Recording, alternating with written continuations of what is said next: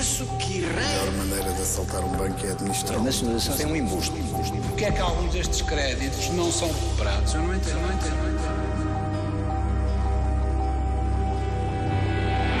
Parvalon passou de um veículo para ativos tóxicos para um veículo com pessoas tóxicas. Um trabalhador do BPN não é um currículo, mas sim um cadastro. A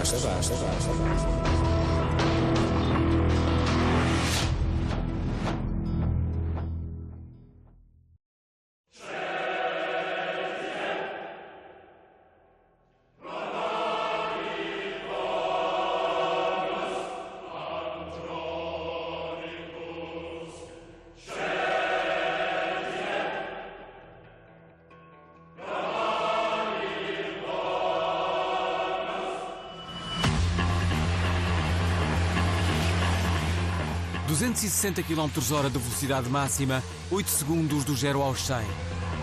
No pós-guerra dos excessos, não haveria criação mais perfeita. O primeiro foi apresentado em 1954, em Nova Iorque, contrariando a tradição da marca alemã, que sempre escolhera o país natal para lançamento de novos modelos.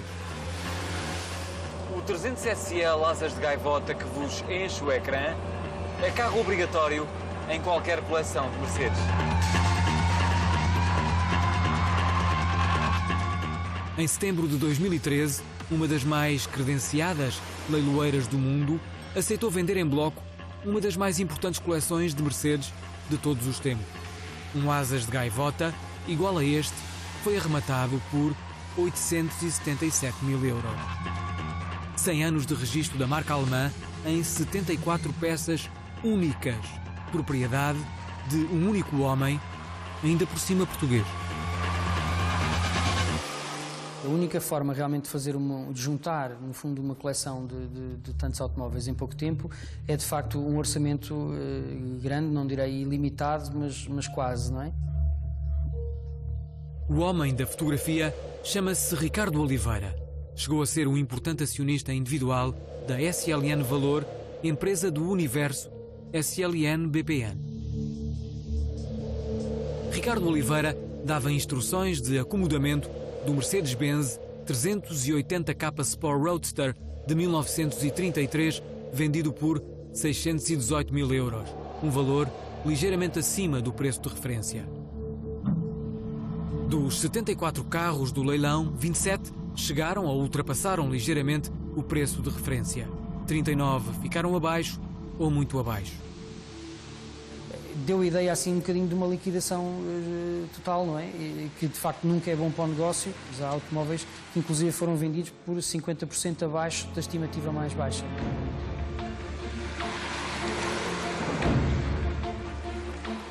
O 300 SL Asas de Gaivota é o primeiro da sôfrega coleção iniciada em 1998. Os 12 milhões apurados, incluindo a comissão da leiloeira, e os 9 carros que ficaram por vender, entre eles o Mercedes 540K Cabriolet, o carro mais caro da coleção, foram arrestados por intervenção direta e rápida do Ministério Público Português. A mais conceituada leiloeira da especialidade, que não aceitou conversar com a SIC, terá sido apanhada no meio do turbilhão. A Parvalorum, a empresa que gera os créditos do BPN, reclama uma dívida superior a 32 milhões de euros a Ricardo Oliveira.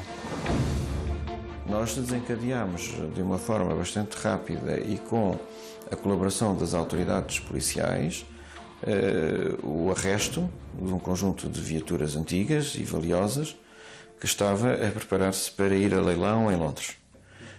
Mas é um sinal claro que nós fazemos os possíveis e aquilo que muitas vezes os devedores acham impossíveis para terem essas surpresas desagradáveis. Ricardo Oliveira contestou os termos do arresto, alegando desde logo nunca ter sido ouvido.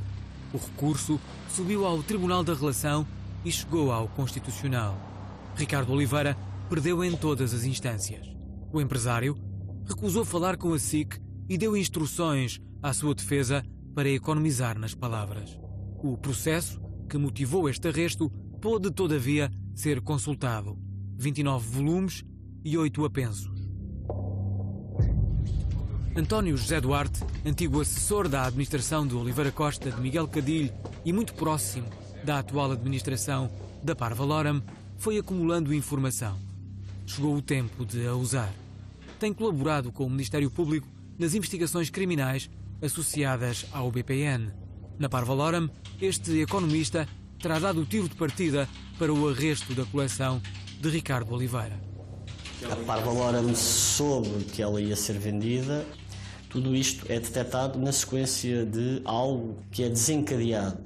Uma notícia de jornal, uma notícia na internet, uma pesquisa, uma venda de um imóvel que ocorreu, um fluxo financeiro que é analisado, pode dar origem à descoberta de um determinado património que se julgava não existir. Ricardo Oliveira guardava a coleção na garagem XL, 1250 metros quadrados deste edifício. Uma equipa especializada, contratada pelo empresário, encarregava-se da exigente manutenção das mais de 70 joias. Conseguiu escondê-las da curiosidade pública até ao dia em que mandou vir diversos caminhões de tiro que transportaram as 74 viaturas para o leilão londrino. Nesse dia, Jaime Caetano estava de folga e não viu partir os carros. O porteiro era, todavia, dos poucos, com via verde para os apreciar. Era muita vez que era o que eu tinha a ordem de entrar ali, porque era porteiro aqui no prédio. E o que é que lá havia dentro? Carros, muitos carros daqueles muito caríssimos. Sim? Lembra-se da marca? Era tudo Mercedes. Tudo Mercedes. Era tudo Mercedes. A Parvaloram pediu celeridade ao Ministério Público e obteve-a. Ainda assim, a ordem de arresto só foi acionada já a última licitação deixara vazio o distinto parque de exposições em Chelsea, onde decorrera o leilão. Salvaram-se os 12 milhões apurados e as 9 viaturas que não foram vendidas. A liquidação total da coleção lançou a desconfiança. Na peça jurídica que decreta o arresto, essa desconfiança transformou-se na suspeita de que o património do empresário pudesse, de repente, desaparecer, dissolvido em dinheiro vivo que já não deixaria rastro. A partir de janeiro, Ricardo Oliveira será visita frequente do Campos da Justiça, em Lisboa. A primeira sessão do julgamento, onde está pronunciado pela prática de um crime de burla qualificada e outro de fraude fiscal, tem data de arranque marcada para dia 6. Para além de estar sujeito a termo de identidade e residência, o empresário teve de entregar ao tribunal uma caução económica de 5 milhões de euros, uma das maiores, se não a maior de sempre, decretada pela Justiça Portuguesa. A defesa de Ricardo Oliveira contestou o fundamento e o montante, mas o juiz de instrução manteve tudo sem baixar um cêntimo. À ordem do tribunal não está o dinheiro vivo, mas sim 800 mil ações de uma empresa solvente, propriedade do empresário. No processo que envolve Ricardo Oliveira e que o juiz de instrução mandou para julgamento, o Ministério Público identifica uma longa lista de negócios apadrinhados por Oliveira Costa, todos colocando Ricardo Oliveira no papel de testa de ferro da administração da SLN. O empresário financiava-se no banco e adquiria ativos cuja compra ele próprio sugeria. Os bens ficavam em nome dele, mas na prática eram investimentos da SLN. Terá sido a forma encontrada pela administração de Oliveira Costa para ocultar património, escapando assim ao olhar da supervisão do Banco de Portugal. Se o jogo tivesse sido claro, o regulador rapidamente perceberia que a holding proprietária do banco não poderia dilapidar recursos para lá dos limites razoáveis. Na tese do Ministério Público, Ricardo Oliveira limitava-se a encaixar avultados lucros sem gastar um cêntimo, ou seja, usando o dinheiro do banco. Os exemplos são diversos. Um deles, amplamente descrito na acusação, coloca no centro da história a herdade da miséria, no concelho de Lagos, território escondido, quase inacessível, localizado muito para lá da fronteira da urbanização desenfreada, Algarvia. Neste santuário, Ricardo Oliveira terá proposto à administração de Oliveira Costa desenvolver um projeto imobiliário na área do turismo. Comprara a propriedade por 195 mil euros, 4 anos depois transferiu-a para o Universo SLN por 32 milhões e 500 mil euros. Era do conhecimento público como prova ata da reunião da Câmara de Lagos de 21 de julho de 2004 que o plano diretor municipal impedia valorizações turísticas ou imobiliárias na herdade da miséria. Ainda assim, a dupla Oliveira Costa-Luís Caprichoso, que geria a SLN, pagou o acordado. O Ministério Público assinala que a aliança entre Oliveira Costa e Ricardo Oliveira se desfez abruptamente entre 2004 e 2005. Na sequência dessa ruptura, foi assinado um protocolo de saída que, na tese da acusação, gerou avultados lucros para Ricardo Oliveira. A dívida de 32 milhões e 200 mil euros que a Parvaloram hoje reclama ao empresário resulta desse enigmático protocolo de saída. Num e-mail que nos enviou, a defesa de Ricardo Oliveira economiza nas palavras: o empresário não reconhece a existência de qualquer dívida à Parvaloram. Sério?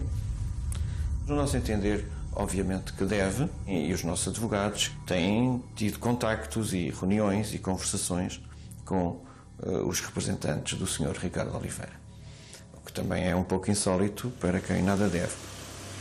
Na contestação que faz à acusação, reclamando a inocência do seu cliente, a defesa afirma que só em 2 negócios o Universo BPN lucrou 108 milhões e 250 mil euros à custa de Ricardo Oliveira. O tribunal ouvirá as diferentes versões e agirá em conformidade. A coleção de Mercedes, garantia do Estado em caso de vitória, continuará arrestada. Nós não estamos aqui para oferecer nada a ninguém. Não estamos aqui para oferecer quintas, não estamos aqui para oferecer ativos, não estamos aqui para oferecer empresas, mas estamos aqui para recuperar créditos. A montanha de créditos por cobrar, estacionada na Parvaloram, é gigantesca. 4,5 mil milhões de euros. Eu ficaria imensamente satisfeito se a empresa a prazo conseguisse recuperar entre 65% a 70% desse crédito. Honestamente, e eu acho que isso é um exercício que toda a atividade bancária deve fazer, não se compreende como é que muitos dos devedores que estão na praça obtiveram esse crédito. É quando se aperta o ângulo em casos concretos que se percebem as razões. O caso é político e merece detalhe. Rio Frio é território a perder de vista. O longo deserto da margem sul, como foi classificado pela infeliz ironia política, foi passando para as mãos de um escasso número de proprietários, provavelmente engodados pela construção do novo aeroporto e pelas mais-valias que a obra eternamente adiada do regime lhes poderia proporcionar. É um maná agrícola rodeado de vinha e com dedicação apurada à produção de cavalos lusitanos.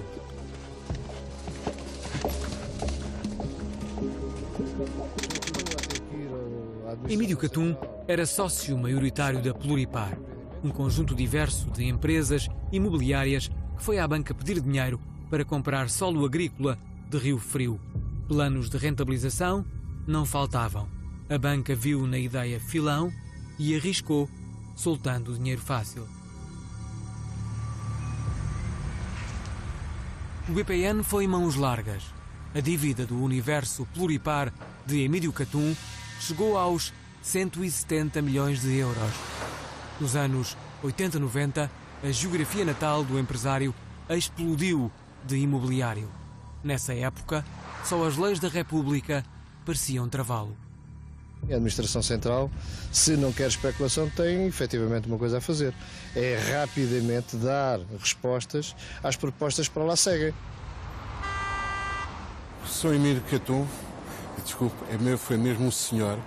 Aliás, se calhar 50%, metade do monte isto terá sido construído pelas empresas dele e do seu primo, Sr. Carlos Costa, e continua a ser uma pessoa altamente respeitada. Orlando Carvalho é administrador de insolvência da Monte Terras, porque não há bem que sempre dure. crise que houve no BPN também conduziu um pouco a esta situação. Esta foi a última obra da Montiterras. No final de agosto de 2011, os credores de Emílio Catum e do sócio não quiseram esperar mais tempo e pediram a insolvência do grupo empresarial. Os bancos credores recuperaram as garantias a preços de mercado. Hoje têm monos à espera de comprador.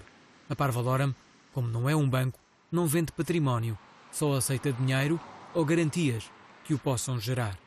Se calhar ainda temos aí os créditos, 5 a 6 milhões para tentar realizar a Parvaloram. A dívida de Emílio Catum à Parvaloram ultrapassa o universo Montiterras. O empresário já foi um dos maiores devedores ao grupo público que gera o lixo tóxico do BPN. 1/7 dos ativos do banco. A Galilei, o universo empresarial que sucedeu à SLN, veio em salvação do empresário da Margem Sul. Por 10 milhões de euros, comprou-lhe a Pluripar e Catum libertou-se desse fardo. Nesta fase, deve 20 milhões de euros. Emílio Catum alegou problemas de saúde para recusar falar com a SIC. A Galilei lidera isolada a lista dos maiores devedores da Parvaloram. A dívida reclamada pela Parvaloram é de 1.300 milhões de euros. A Galilei já reconheceu 470 milhões que promete pagar nos próximos 20 anos, dando como garantia ideias e projetos na vasta área agrícola de Rio Frio. Todo aqui este universo que estou falando tem cerca de 2 milhões e qualquer coisa de possibilidade de edificabilidade. Mas, simultaneamente com isto, há qualquer coisa que talvez não seja mais valiosa, que é o facto de haver ali projetos agrícolas. Tudo o que gerarmos é para pagar ao Estado, não é? Mas isto é bom, porque estabilizou, enfim, não fomos à falência, enfim. Foi talvez dos processos mais complexos, mais trabalhosos e mais melindrosos que nós tivemos que acompanhar, intervir e, de uma certa forma, levar a bom porto. A passagem do tempo não perdoa. O luxo, assinado pelo arquiteto que na década de 90 do século passado representava o último grito do traço, caminha apressado para a decadência. Ainda em tempo de vacas gordas, a obra custou muito mais do que o bom senso poderia esperar. Construir uma marina era, por esses dias, sinónimo de muito betão.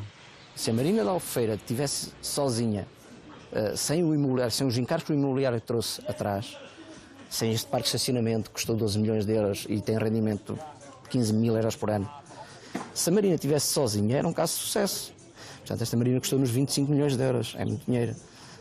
O imobiliário foi a causa, digamos assim, do descalabro. No parque de estacionamento caberiam sem grande dificuldade todos os carros de Albufeira, com alguma boa vontade, todos os carros do Algarve. Como é que é possível, com garantias tão baixas, fazerem-se empréstimos tão avultados, não é? Noutros tempos tudo era possível, como todos sabemos, não é? Os empreendedores irmãos Cavaco, construtores civis e promotores imobiliários financiavam-se como queriam no BPN de Oliveira Costa, dando como garantia 3 palavras-chave: elevadas expectativas de rentabilização. É certo que o imobiliário chegou a dar mais dinheiro do que a droga, mas haverá bem que sempre dure? O bloco de empresas que explora a Marina entrou no vermelho e só um milagre o poderia salvar. Nós situamos a dívida em cerca de 71 milhões de euros. E é um caso típico de que a depreciação de valor e a degradação das expectativas do credor ocorriam em cada dia que passava. Conjuntamente com o devedor, é justo que se diga, acordámos a realização de um PER, recorremos a fundos comunitários também com a autarquia e temos hoje um processo de desenvolvimento e um processo de recuperação daqueles ativos que é nossa convicção que nós vamos conseguir recuperar a totalidade do crédito. Estou bastante otimista. Vai ser difícil, sem dúvida, porque o imobiliário está como nós sabemos, não é? E isto para além de ser turístico, é um projeto também imobiliário, mas dado o tempo que temos para realizar essas vendas, estou convencido que vamos conseguir levar a bom porto este projeto. 20 anos, não é? 20 anos. Há devedores e devedores. Há muitos devedores que agem e que têm atitudes como se fossem credores.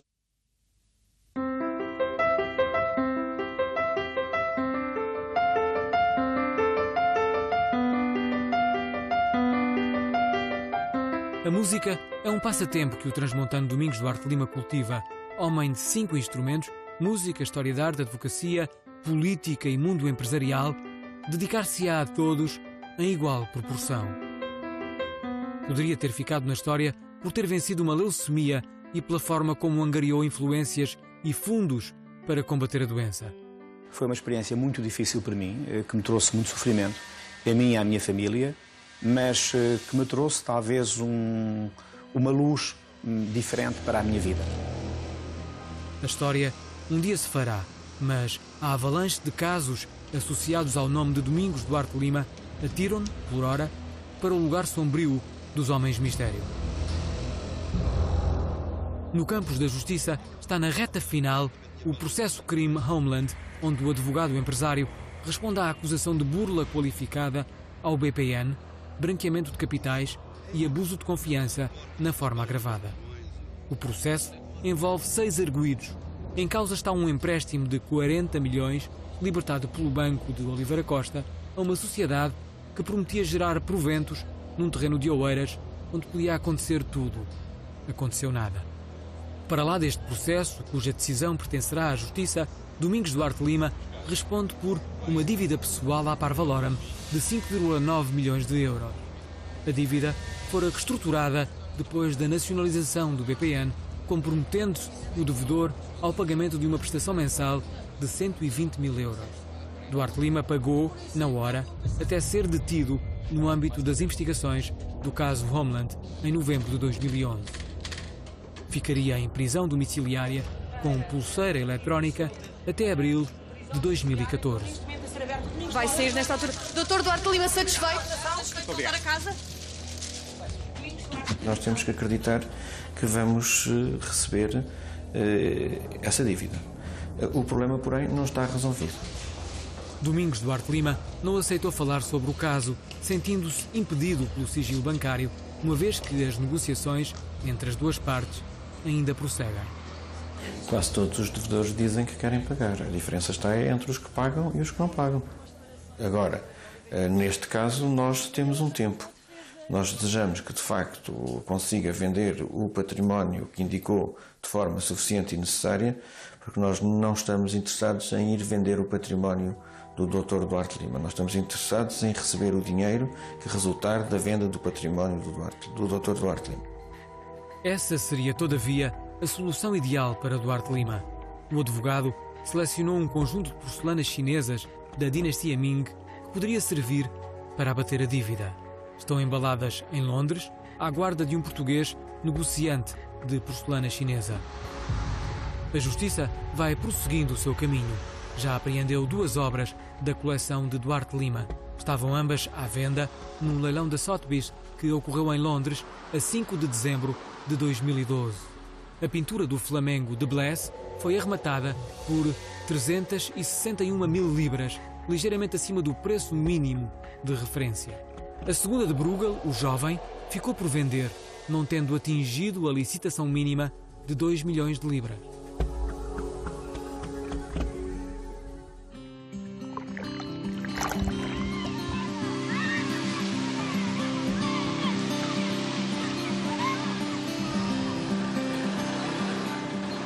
Os últimos turistas da época despedem-se da ilha. Falta pouco para que o Porto Santo mergulhe na solidão do inverno. A época baixa costuma ser realmente muito baixa.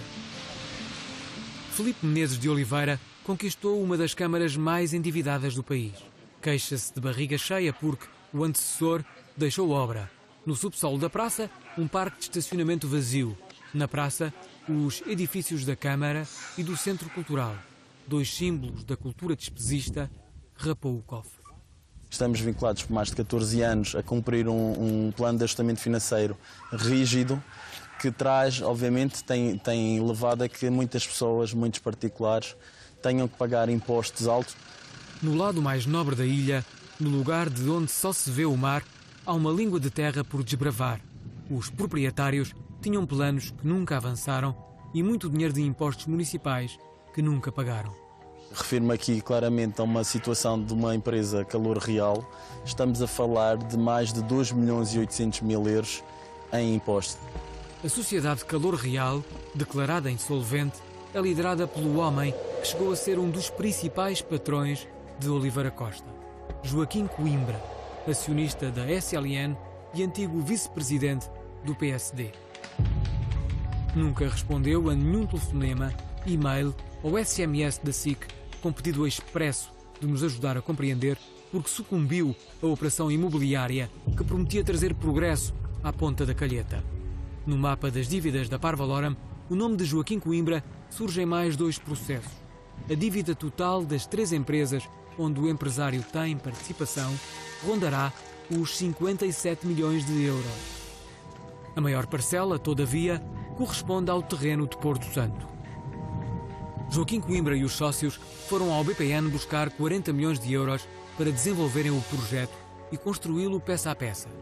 Deram como garantia o terreno, assim, natureza em estado selvagem. Que o dinheiro saiu do banco, ninguém duvida. Que o projeto nem sequer deu entrada na Câmara, também não. Infelizmente, 3 anos envolvido é com muita pena, lamentavelmente que não temos essas unidades hoteleiras em curso. A avaliação mais recente, feita ao terreno, admitindo uma possível rentabilização urbanística, fixa o valor nos 22 milhões de euros. A preciosa paisagem está a ser amplamente aproveitada por um vizinho famoso que moldou a praia e a língua de terra que conduz à Casa Oceânica à dimensão da sua influência. João Berardo é o único dono de toda esta faixa. Em 1996, o empresário madeirense pagou 1,5 milhão de euros por um dos últimos paraísos do Algarve, a Quinta da Rocha, 200 hectares, a abraçarem a Ria de Alvor.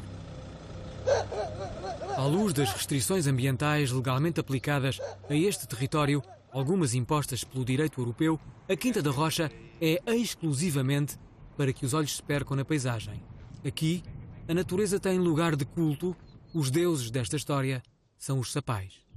Do ponto de vista ambiental, os sapais são sempre zonas de esponjas para absorverem cheias, são zonas de nidificação de aves.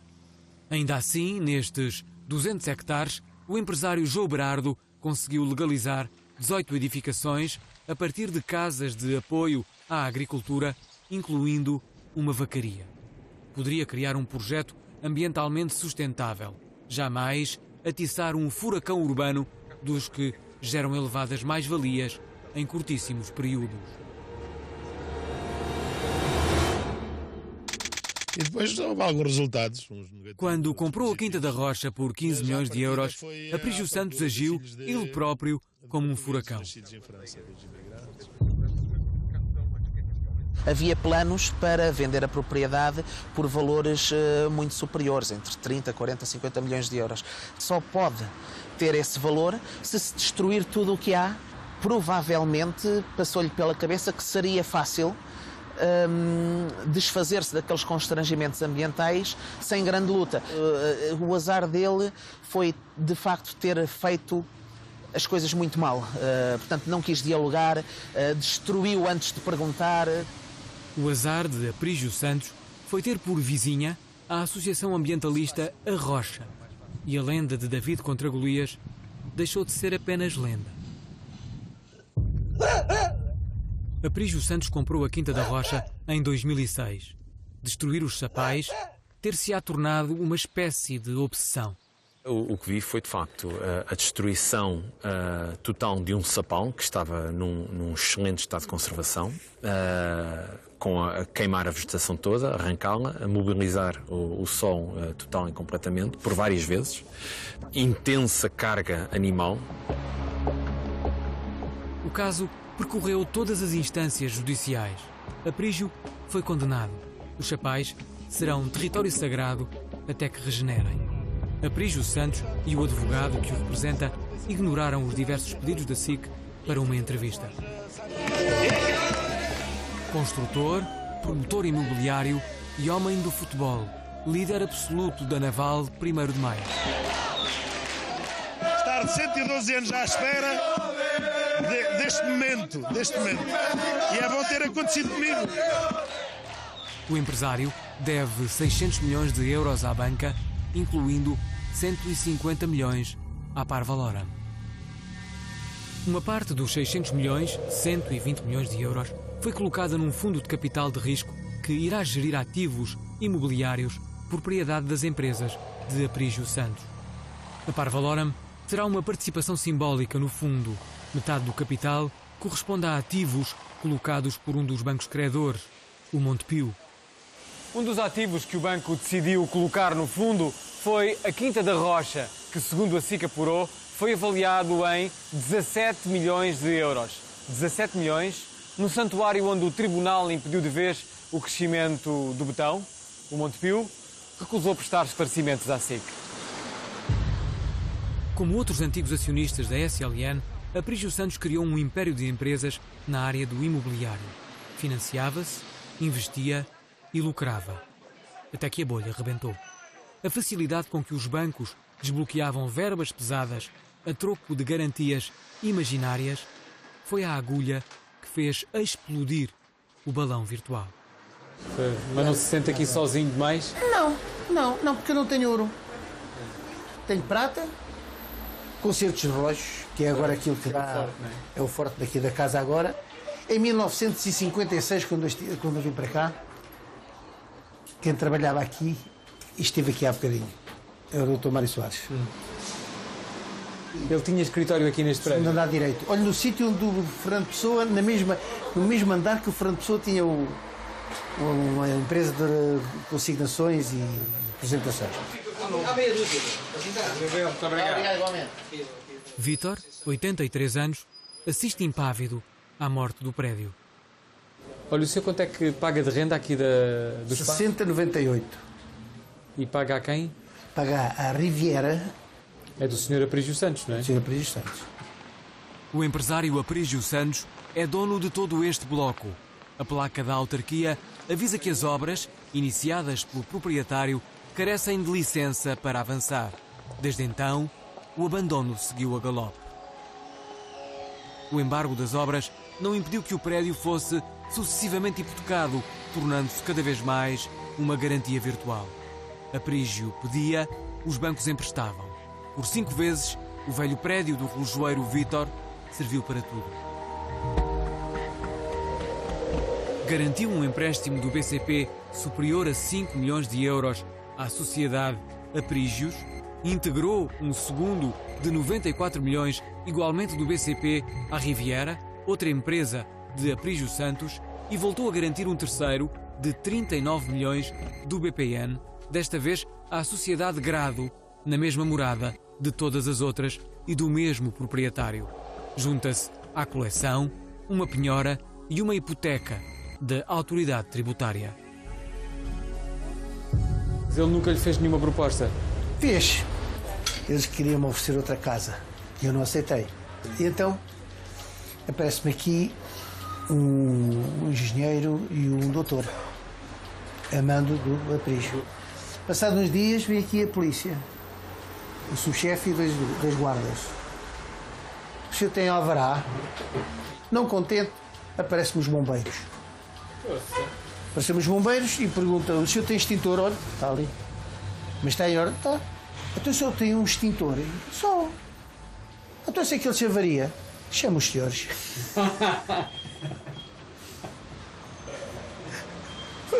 Foi bem respondido.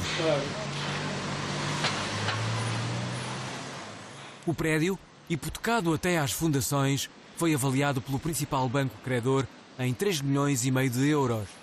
Se um dia for vendido, a Parvaloram, dona da terceira hipoteca, só receberá 20% da verba que ultrapassar o valor da avaliação. Um quase nada, ligeiramente melhor do que nada.